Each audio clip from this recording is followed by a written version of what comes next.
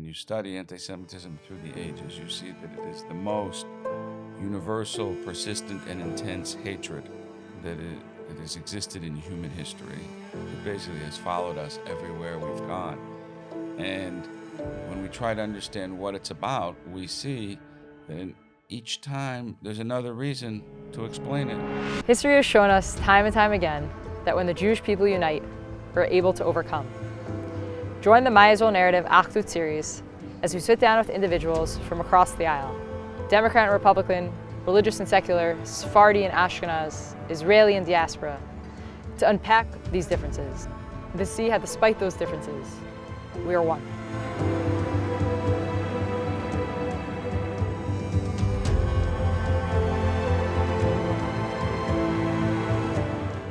Today we have the unique privilege of sitting down with Rabbi Raphael Shore, who's a human rights activist, an educator, a filmmaker, and he recently is now an author.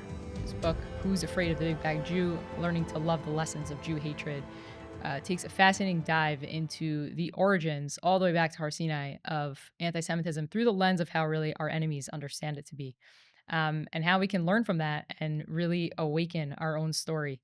And understanding of our story and where we're going and what we're doing here. And in 2025, this message cannot be more poignant. This book came out shortly a year after October 7th, really quite timely. And it was something that Rabbi Shore had been researching for decades, and finally put out into the world. The book has now been turned into a film, Tragic Awakening. Rabbi Shore has 18 different documentaries out. This is his latest one.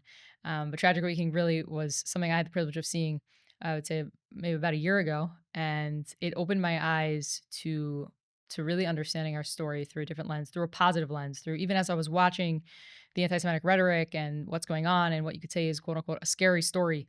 I felt empowered. I felt uplifted. I felt really propelled to do and to dive deeper.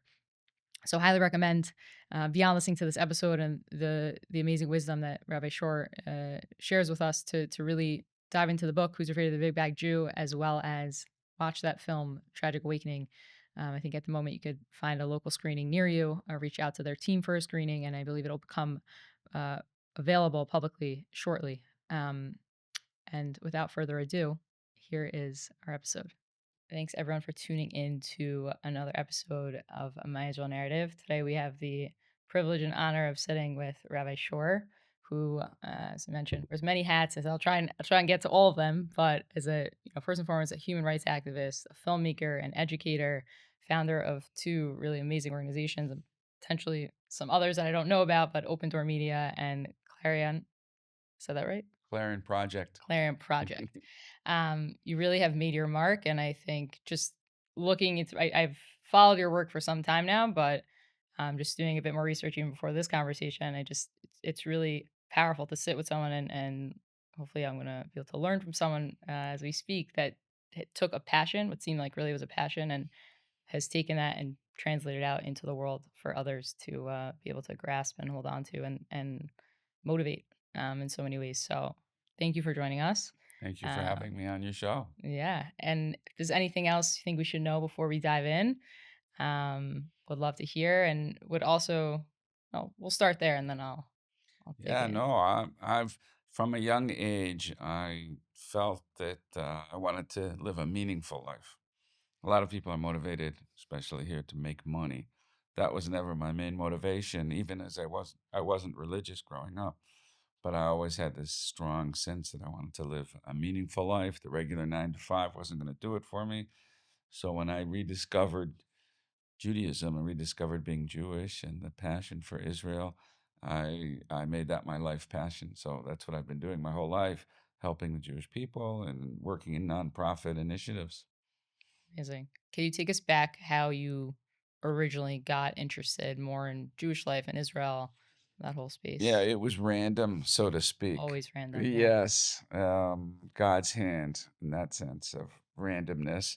But I was one of the stories I describe in my book is that when I was 17 years old, growing up in a small town in Canada, completely living with non-Jews and feeling that I was part of that completely, although I had a Jewish identity, not religious.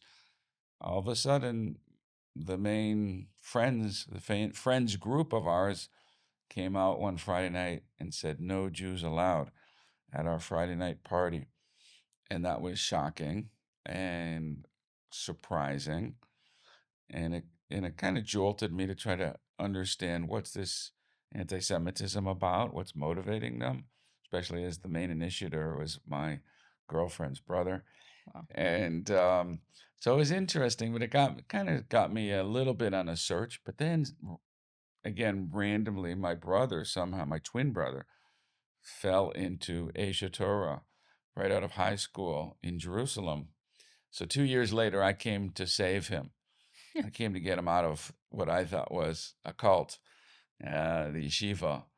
And as you can see, I failed miserably. So I discovered that Judaism, contrary to what I had learned from my very ineffective, at best, Hebrew school education, I'd rediscovered that Judaism is actually very meaningful, relevant, deep, sophisticated. And so I connected to it as well as I started to learn about it at age 20. And then I decided I'm going to spend my life helping other Jews reconnect, because most Jews today do not get that kind of education. And I guess that's really the core of even my first book. After 18 films, I wrote my first book. So I think that's really the core motivation there too, is that most of us don't have a deep understanding of what it is to be Jewish. Right. It's a fascinating way to go about it, speaking about anti Semitism, which is something that I think could, in many ways, push away Jews from wanting to come closer to their Judaism. We see both happening, especially Yeah. today, pulling some closer and pulling some more confused and farther away. But it is a fascinating place to kind of start to bring people in into the fold and Yeah. understand who they are. Yeah. So when I came back, I went to Israel for the summer. And when I came back to Toronto to finish my degree, I had one more year to go. I felt, now that I'm reconnecting, I felt, let me try to do something very productive in my last year of university, because I was doing general arts and sciences. And so I spent the whole year studying anti Semitism. I took Oh, wow. independent courses, and I had a gut feeling that there was something deeper going on with the hatred of the Jewish people, because it was so universal. It was so consistent. It was so intense always. I felt there must be something deeper going on there. And so by the end of the year, I'd kind of rediscovered what I end up writing about in my book and in the new film. Um, but I felt, even though it was my college thesis paper, I felt the time wasn't yet right. There's some pretty radical new ideas in there. And I felt the Jewish world really wasn't ready to hear it. I only started to write the book 5 years ago, because I felt now maybe people will hear it. And I have seen that that's the case. It's really some foresight because the book came out shortly before, or if I'm not mistaken, October 7th. And the, No, or after? it came out 1 year after. Oh, after. Wow. Yeah, I started writing it Okay. 4 years before October 7th, Wow. but it came out actually on the anniversary, October 7th, 2024, Wow. That's, as did the film that's based on the book, Tragic Awakening. Yeah. wow. Talk about timing. Yes. There really are no mistakes. Yeah. Um, so you were talking about how you went and you kind of wanted to dive a little bit deeper into understanding what makes anti-Semitism so different. Like what is it about it that's so unique? Um, I think it's something that naturally frustrates a lot of people, a lot of Jews, and they kind of just leave it as like a frustration. But you dove deeper, and I know there's a quote in the film with Douglas Murray. He explains kind of like like the opposites and the oxymorons and the ironies around anti-Semitism. They hate us, and I heard Rabbi Lau say this once so beautifully. He was speaking to a bunch of college students. This was about a year after October 7th, and he was just explaining to them, because these are kids that are up there and they're fighting anti-Semitism every day, and then they're seeing things still rise and get worse and worse and worse. So it becomes this like, again, massive question. And he said, similar to what Douglas says, of like, they hate us when we are in their home. They hate us when we're in our home. They hate us when we're like them. They hate us when we're not like them. So no matter which way you cut it or slice it, we're still left with the same problem. Can you like unpack that a little bit from your perspective? Like, Yes. it is fascinating when you study anti-Semitism through the ages. You see that it is the most universal, persistent, and intense hatred that has existed in human history. It basically has followed us everywhere we've gone. And when we try to understand what it's about, we see that in each time there's another reason to explain it. Like you said, and like Douglas Murray says, they hate us for being rich. They hate us when we're poor. They hate us for being capitalists. They hate us for being communists, sometimes at the very same time in different countries. They hate us when we're dislike and too apart. They hate us when we assimilate, like in Germany, and become more German than the Germans. And there's just no getting away from a million different answers. They hate us for religious reasons. They hate us for political reasons, for economic reasons. And it is strange when you think about it, and the Jewish people don't think about it enough, which is my main assertion, that we need to deepen our conversation about it. But when you think about it, just for a moment, it doesn't make sense that this most consistent hatred doesn't have a reason, doesn't have one reason, doesn't have a deep main reason that provokes the hatred. In other words, the idea that in every time it's something new, just it's a coincidence, like should be fine now, and then we get surprised. Oh, they hate us for this for a different reason. Like we can't get it right. That's what Rowan Osman, the featured former anti-Semite in the film, says. It seems like the Jews can't get it right. Wherever we are, there's something else that provokes them. So my assertion is that it makes more common sense to think that there must be a unified field theory here. There must be something deep down which is the driver, the provoker of the resentment against us, the Jew hatred. And then it comes out in different excuses. It comes out in different forms depending on the society that we're living in and its values. And so that's really what I try to get to the bottom of in the book. Right. It's like looking what is that common denominator, which I don't think is necessarily. I mean, the hatred piece is a common denominator. That part is obvious, but the why behind the hatred that takes on so many different forms, that's definitely a little bit more confusing. And it is fascinating because I'm of Iranian descent. My parents are both immigrants from Iran. My father came after the revolution, slightly before, but his family was pushed out after the revolution started, and they were just the same as like the Jews in Europe. They were integrated. They were very close with different religions and cultures, and their schools were mixed. Even though they went to Jewish school, there was Muslim individuals that came to their school as well. Like they were Hmm. all one, and they were like they describe it as like family. Yep. And to be in that kind of environment and to still be like it really is, it's baffling. And Um, then they got kicked out. All of a sudden, the hatred came, and they basically right, got kicked out. right. And that's been the pattern everywhere. It's in pretty much every society we've been in that it's good until it's not. So, can you dive a little more into? I know you speak about in the book and in the film at length the I don't want to call it like the Hitler phenomenon, but really like Yeah. you. I know you are. That's really where you focus the story and how Hitler kind of takes it back all the way to Har Sinai and that connection.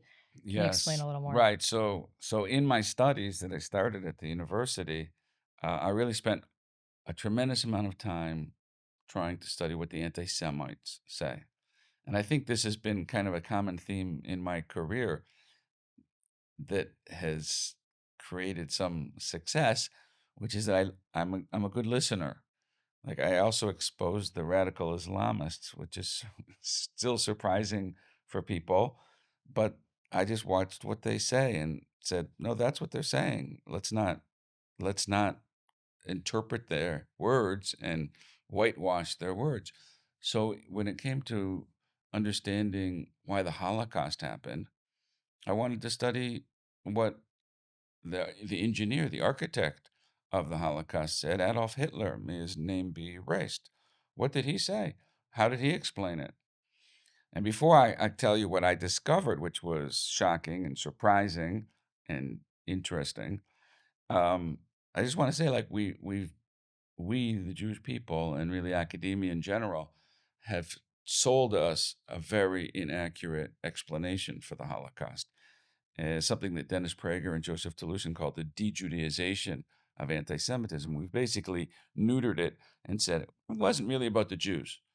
It wasn't really essentially about the Jews. We were just in the wrong place at the wrong time, scapegoat.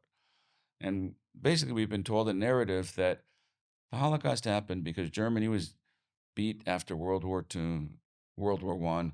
They were demoralized, embarrassed. They lost their sense of self-confidence.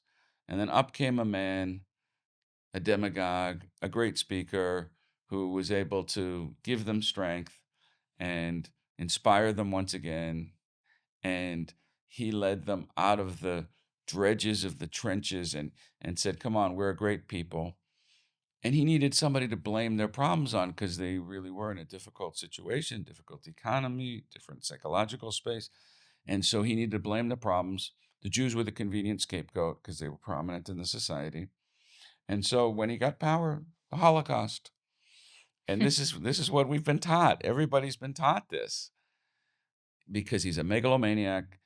It's emotional, it's irrational, it's unknowable. It was just happened, and it was just because he was a great speaker, a scapegoat. So it could have happened to anybody who just was in the wrong place at the wrong time. And that's not what he said. That's not at all.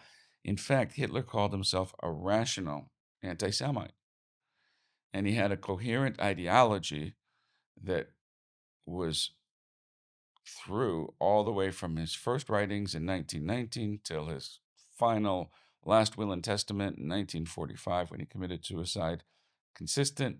And in it, he had a coherent view of who the Jewish people are, who the German people are, the ideological basis of World War II, and why the Jewish people specifically need to be wiped out, and why every single Jew, genocide, needs to be killed, even little children who weren't educated.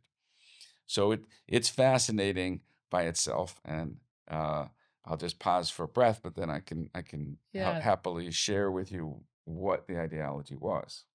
Yeah, I definitely want to unpack it because I think, right, like even as you're speaking, I have this vision in my head of like you hear about Hitler, Vakshimo, and these are enemies, and you just kind of think, here's a guy, he woke up on the wrong side of the bed, he had like fire coming out of his brain. I hate these people, and I just Yeah, want to get rid of them. Right. Which when I say it out loud sounds kind of stupid. It's like, it can't right. be that he went out and did had this massive successful operation just based on that. Right. Because someone would have shut that down at some point. Somebody would have just been like, Yeah, we'll put you in an insane asylum and we'll keep you right. there and like we'll go about our lives. But obviously, he was crafting and disseminating a real thesis that people Yes. took a bite of. So, And and not only that, like even if it was a scapegoat, and we all have these image of the Hitler rants, like screaming and yelling, and that helps create this image of a crazy man with no ideas, no coherent thoughts. He was actually a bookworm through high school. interesting. Yeah, nobody knows that.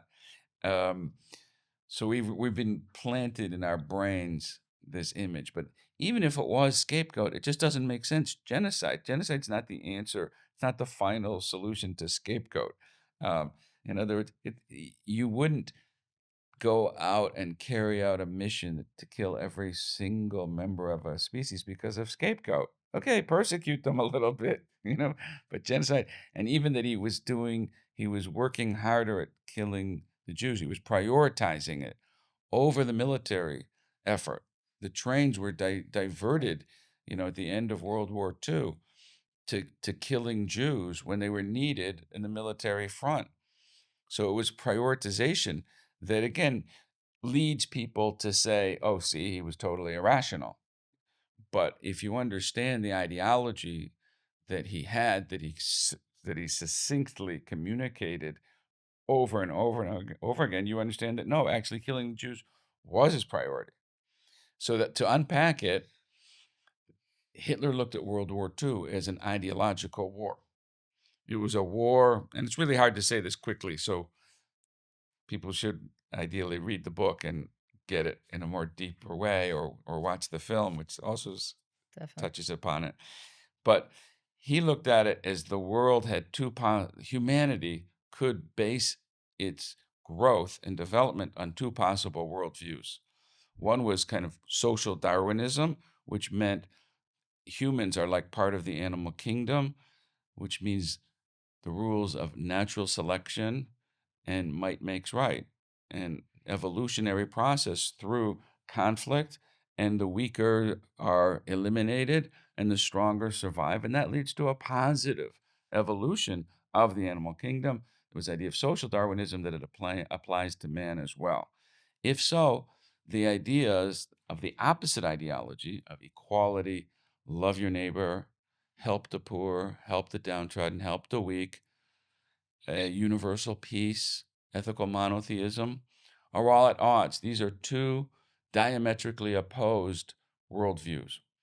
And Hitler, along with many people in Germany and Europe for the 100 years prior to Hitler, 80 years prior to it, felt that humanity should adhere to the honor concept, the idea of power and might makes right and strength. Even Nietzschean philosophy was based on this. They called the other worldview the slave mentality, slave morality. And then Hitler looks at the world in the 1920s and 30s. He says he studied the Jewish question. He studied what was going on in the world. And he says humanity's in trouble because this worldview, the humanitarianistic worldview, as they called it, was winning. Western civilization, Europe, America, liberal democracy, Christianity was all based on these ethical monotheistic ideas Right. and liberal values of peace and love and helping people. And so therefore his ideology, which he felt was fundamental for human development and survival, was on the brink of destruction. And so he said he needs to save mankind. He set out to save Western civilization. And in order to do that, he had to destroy that opposing worldview. Now, where did that worldview come from? He had to think, okay, who's responsible for bringing those ideas, those terrible, insidious ideas of love and peace and human rights? Who brought those into the idea? Who's the enemy? And he actually identified three groups. He identified first and foremost the Jews, because Jewish people initiated these ideas, the originators of the ideas, in the Bible, biblical ideas. But then it was the Christians, Judeo-Christian values, and the Christians brought it through Western civilization. So he said the greatest blow that ever struck humanity was Christianity, because they were the ones who brought it into mainstream human consciousness. But the third one was Bolshevism, communism, which even though it eliminated God from the picture, it was still based on human rights and peace and equality and brotherhood of mankind. Quote unquote So good. three enemies, all coincidentally started by Jews, Jesus and Marx and Moses, Abraham. But that wasn't his main reason. It was because they were Jewish ideas in his mind. All of them were Jewish ideas. So he said the World War II was not a war against England and Russia. It wasn't just about land. It wasn't about power. It was fundamentally Germans against the Jews, because he looked at it. He said all else is facade and illusion. You're missing the picture. It's Jews and Germans fighting this world ideological battle out. And therefore he prioritized getting rid of the Jews. What's fascinating is that he looked at each problem as different. He was going to destroy Christianity. He thought it was on its way out anyways, for sure. He was going to destroy Bolshevism. That's why he started a war, Bolshevism, communism. That's why he started the war against Russia. He was going to destroy all three ideologies, but only one did he feel genocide was necessary for. And the reason was because only one of them he felt was inside the race, inside the spiritual DNA of a people. And he said Jews represented these ideas, owned these ideas inside their genetic racial characteristics. He said even if there was not a school or the Bible, or even if the Jews are young and completely assimilated, don't know anything about Judaism, that young Jewish child will somehow come into the world and bring these ideas into the world. And therefore, genocide was the final and rational solution to the Jewish problem according to this worldview. And so he was consistent and brutal in his evilness, but crazy, not so much. It's wild. It's like really so emblematic of when our enemies know us better than we know ourselves. Because like if right, how many Jews today, right? Speak about assimilation. We've lost more Jews to assimilation than we have to genocide or any of these other atrocities that we've been through.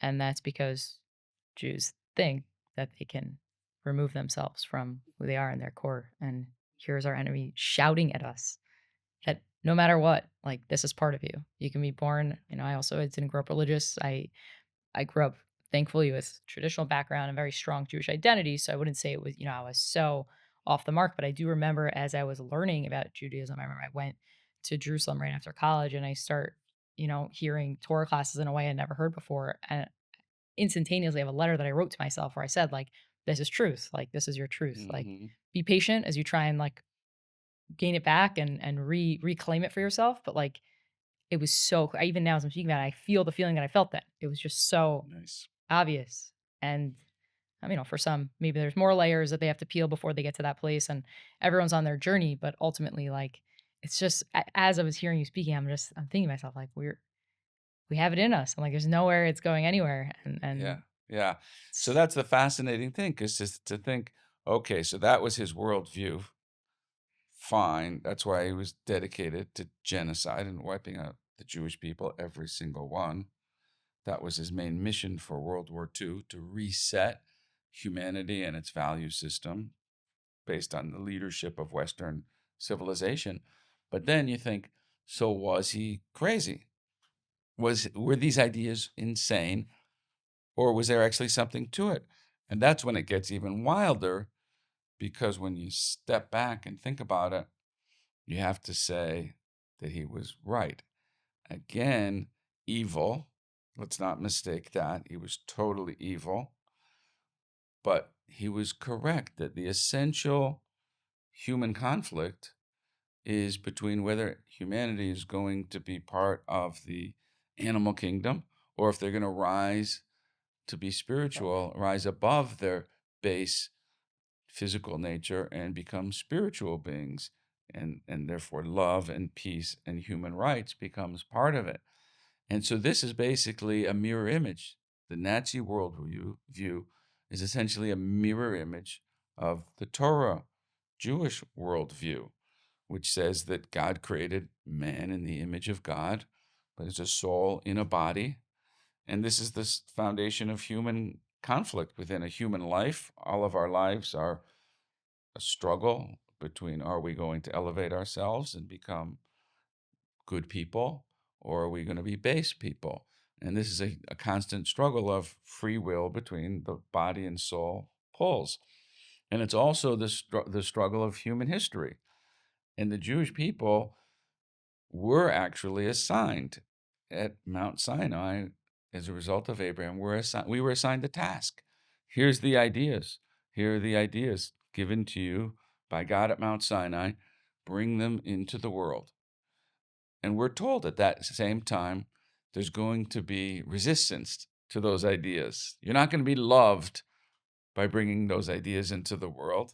It's going to be a struggle. It's going to be a difficult path. Abraham was told that from day one at the covenant between the pieces.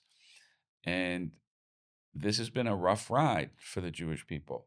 The resistance to our mission and our message is anti-Semitism, is Jew hatred. Deep down, that's fundamentally the reason. And Hitler somehow figured it out. Not sure how, not sure how the insights. He was able to put his finger on it as deep as it goes. And that's why they even have Hitler Youth songs saying, "The Pope and the Rabbi shall be gone, leave us alone." Essentially, that's it. Leave us alone. wow. Get away from us with this morality stuff and the conscience and making us feel guilty and got to become better human beings. And so it's really a wild idea, but ultimately based in some real deep ideas that match the Torah worldview. It's kind of, you really are just stating out loud this division between, let's say, good and bad, good and evil, right? That's and a lot of people ever since really I feel in the past few years, it's been a heightened conversation. It's October 7th, right? Like this is really the time the world is saying choose a side. Are you going to be on the right side or the Mhm. wrong side?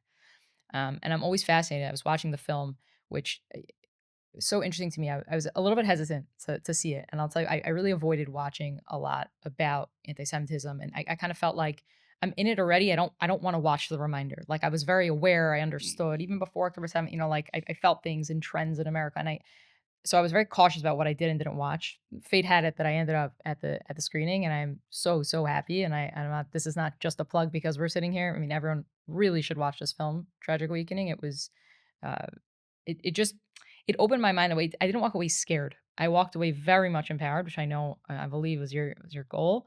And even watching what the other side had to say, even watching these videos and these clips, um, it didn't scare me. I honestly walked away and I was kind of there was like a little bit of this like pit in my stomach, sick feeling, like watching these leaders of the Arab world shouting on the top of their lungs that they're going to do everything they can, literally what Hitler was saying, to wipe us off the map and wipe us off the face of the earth. Like I'm watching that in real time, right? In the time of the Mhm. Holocaust, I don't know how many Jews were watching and hearing that in real time per se, True. right? Good Today, point. I'm seeing it. Like I'm talking about it. I'm talking about it at my Shabbat table. I'm talking about it in synagogue. I'm seeing it on my streets. Like it's right there. But the more obvious it becomes, the more I personally feel empowered to say, okay, but that actually doesn't have to be the end of the story. Right. Like there's a Right. different ending to the story. And I think that's part of like why Hashem has made the world so universal today and we have access to everything. The whole Jewish world, no matter where you are, is going through the same thing. I can go to New Zealand.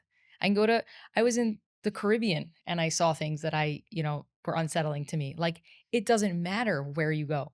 And I think it scares people, but for me it's like it's an awakening. And what I keep struggling with is how do we get the Jewish people, and maybe I'm jumping ahead here, but it's where my mind is going at the moment. Like, how do we get the Jewish people to have that same ferociousness that you see these Arab leaders coming out with Mhm. to destroy us, for us to want to live and to persevere and to take right to elevate our mission in this world and do what it is that we were brought into this world to do 5,000 plus years ago. Like, That's a very good question. Difficult question. Listen, I believe, and I think I touch on it in the book as well. The the Jewish people, and it's completely understandable. After 2,000 years of persecution, 2,000 years of hatred, the ghettos in Europe. There was 300 years all through Europe. We were trapped in ghettos. 300 years, I think, was also the Inquisition, being chased down, forced conversion, hide. 2,000 years plus where we've been pushed and told, don't be Jewish. The final goal of anti Semitism is always stop being Jewish, stop your Jewish people, convert, or the religion is trying to be destroyed, like the Hanukkah story that's coming up. Um, the the Nazis stop, don't even exist. Prior to that, with the emancipation in Europe, it was like leave your Jewish peoplehood behind. Today, if you're on campus, it's like separate from being Jewish, leave it behind, check it at the door, check your Israel connection at the door if you want to be part of mainstream liberal society. It's always the same fundamental goal: stop being Jewish. The result of that is a deep, obviously psychological trauma right. that we faced from being hated for it and persecuted and killed. And so I think, actually, Elie Wiesel put it well. He said we're like a messenger who was sent on a shlichut, on a, what's it called, a mission, and then somewhere along the journey we got hit on the head, woke up and forgot. We forgot everything. We forgot that we're a messenger. We forgot what the mission was. We forgot what the purpose, what was the message I was supposed to deliver. This was Elie Wiesel. I actually heard him say this when I was at university in Toronto, Well, and I think that's the case. So we've lost to a large degree our sense of self. The only way to recover it is with a really solid education, and this is where we've come up short. And understanding anti-Semitism is kind of the negative side of the story, which has also been we've completely missed the point. And so, as I said, Dennis Prager and Joseph Telushkin say that we've de-Judaized anti-Semitism. We've basically made it meaningless. It was just a coincidence. And whereas the reality is it's filled with Jewish meaning. They hate us because of who we are and what our mission and purpose are.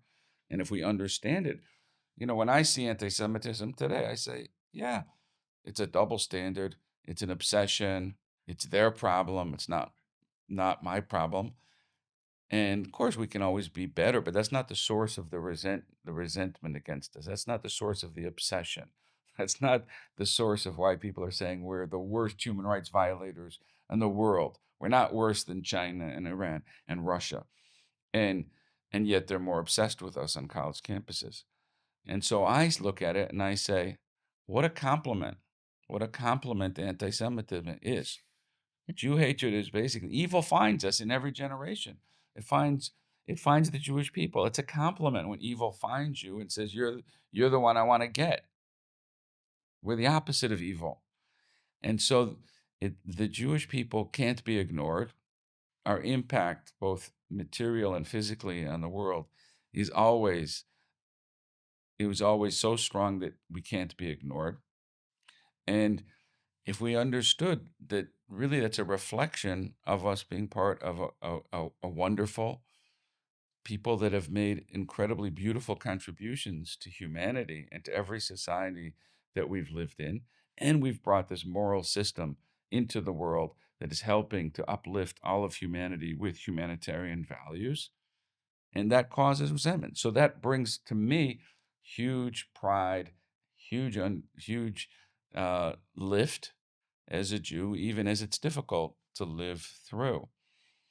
But it's because I have enough education that I have moral self-confidence. And Right. fundamentally, that's what we've lost. We, the Jewish people, for the most part, have lost our moral self-confidence because we don't have enough understanding of who we are, what we're about, and the nature of anti-Semitism that surrounds us.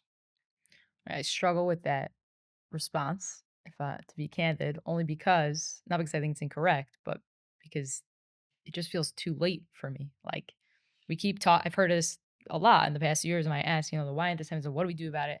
Education, education, education. But we're up against an enemy that's been educating effectively for. I mean, let's just talk about the recent conflict. If you want to say the amount of money that's being poured into America from these countries Hmm. that should not be named for the past 35 years, right? Yeah. And so effectively and so organized and so meticulous.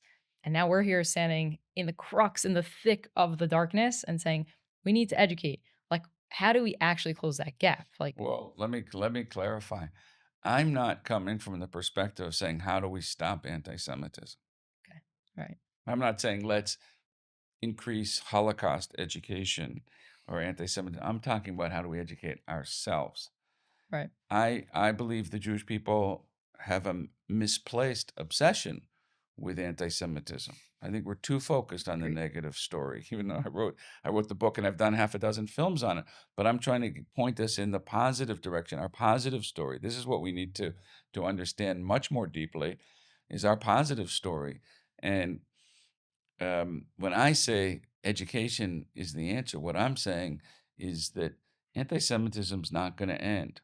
It's not going to end. Maybe when the Messiah comes, when Mashiach comes, maybe for sure.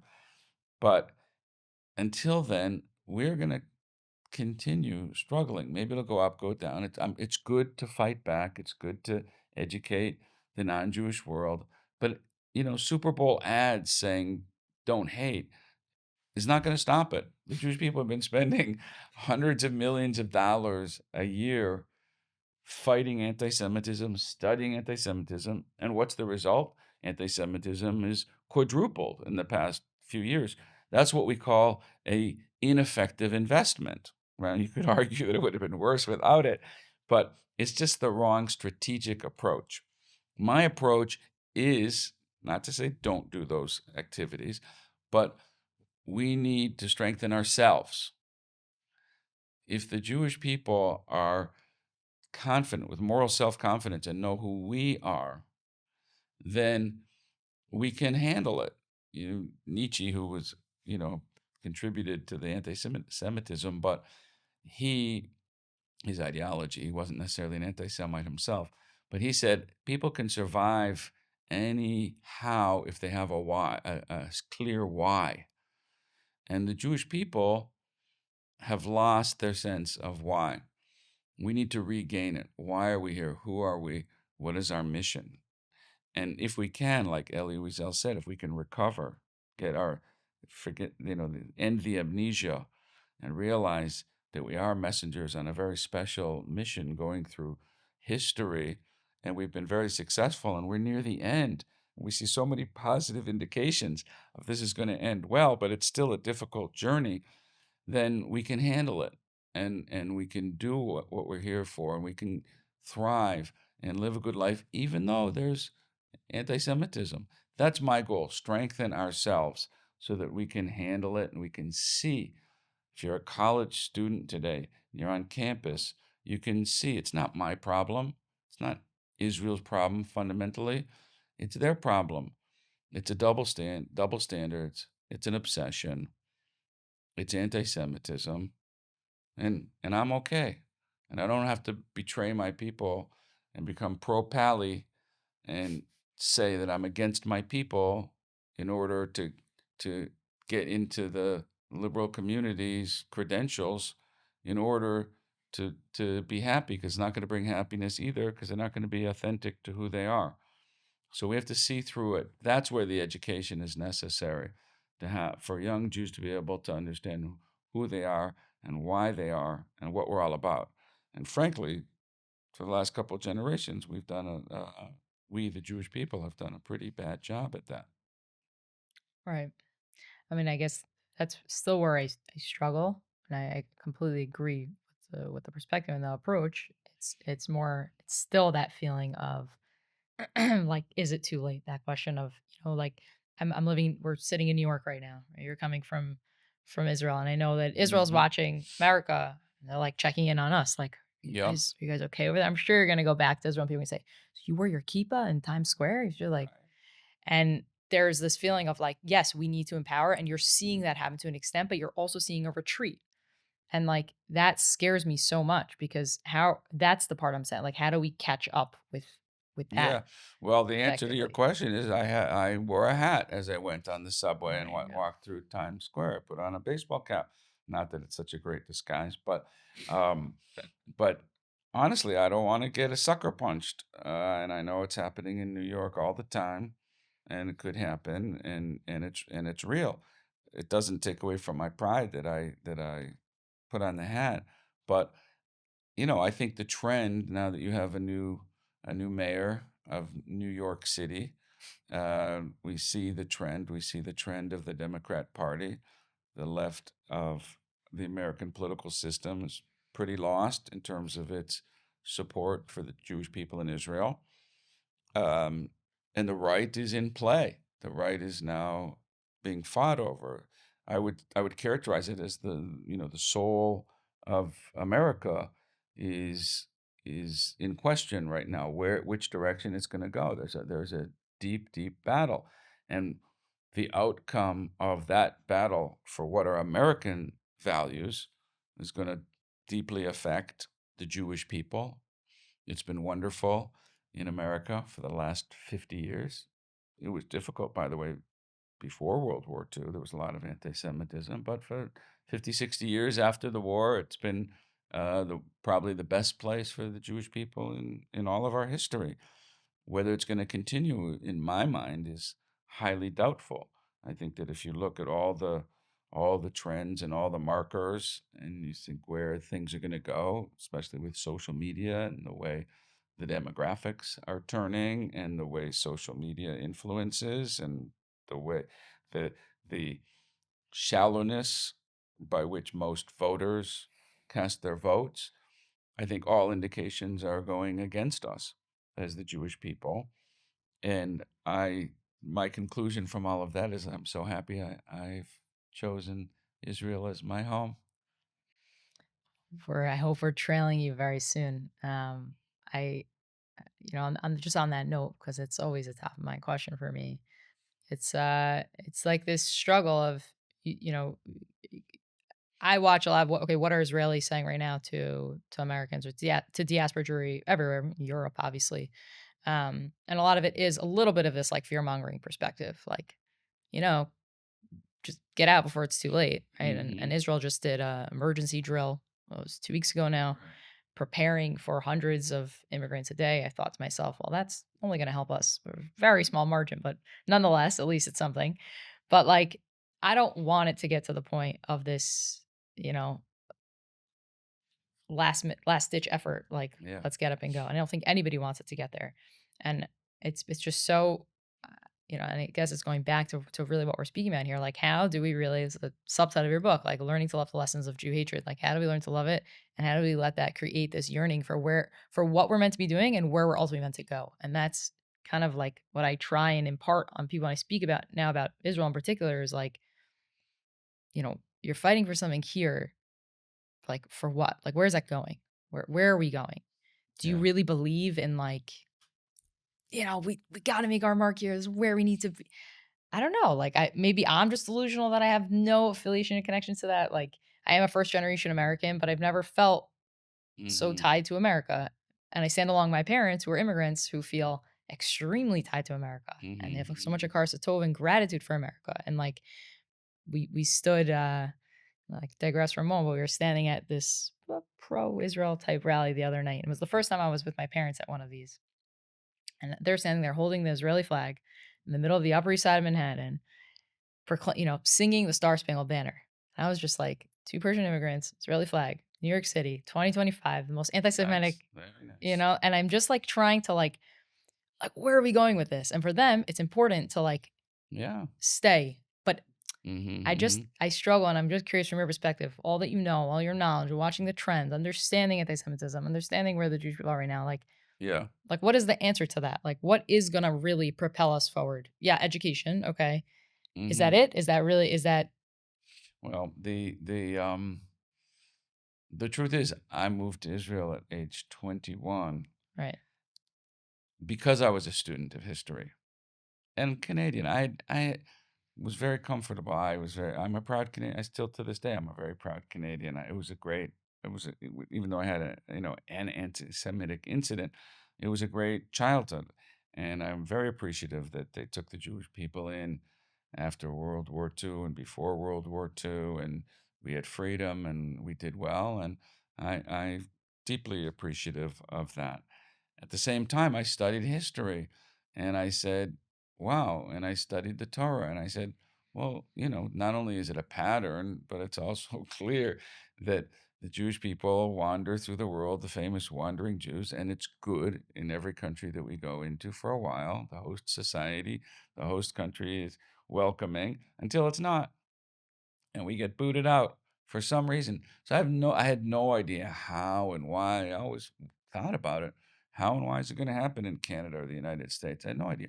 But I just knew, let me cut to the chase. Let me cut to the chase. We're all going to be in Israel. Israel's the final destination. It's our home. It's our homeland. It's where we can be comfortable. It's where we can defend ourselves.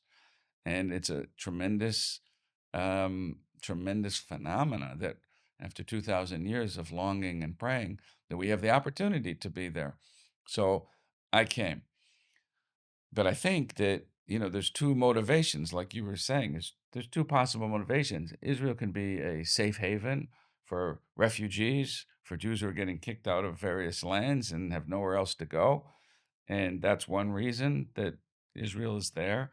But ideally, and this is what I try to get to when we talk about it in the film and the book, learning to love the lessons of Jew hatred. Ideally, we should be focused on the positive mission. Is like Israel and the Jewish people and Torah represent a fulfillment of our national mission and a spiritual mission and a purpose that is fundamental to all of human history. It is the struggle of humanity, and it is a beautiful mission that we've accomplished so much, and we're so close to finishing it. And the fact that the world is having what I call a global temper tantrum right now against the Jews, It's like a baby crying out. It makes sense that as the spiritual power, the spiritual energy of the Jewish people reconnecting to their purpose in their land is such a powerful spiritual experience that it caused the Germans to try to wipe us out completely, to try to prevent it from happening. Just like in the story of Purim, when we were going to return to the land, also, they came to wipe us out. And I think that positive drive of let's fulfill our purpose as a people, let's be together, let's be a family that we all know that we are, and let's reconnect in that positive way. To me, that's the ideal motivation. And I think when we have, after October 7th, there's the phenomenon of October 8th Jews, people who, in the face of the anti-Semitism, realize something very positive, that we are family, we are community, that the world sometimes has a serious issue with us, but actually it's nice to be Jewish. So a lot of people who were quite assimilated had that experience. So anti-Semitism does fulfill that purpose, and I think we need to take that little sense, that little feeling, and turn it into clarity and owning it and fulfilling it. God willing. Hopefully it comes soon and b'shalom and in peace. Amen. So thank you so much. I just want to, if there's anything else you want to share before we close out, any No, I final think we words? covered. I think we covered a lot. But as I said, I'd like to encourage people to go deeper. We're just touching on the issues. The film Definitely. Tragic Awakening goes a little deeper, in the book obviously has a lot of research that provides depth and evidence for everything we've discussed.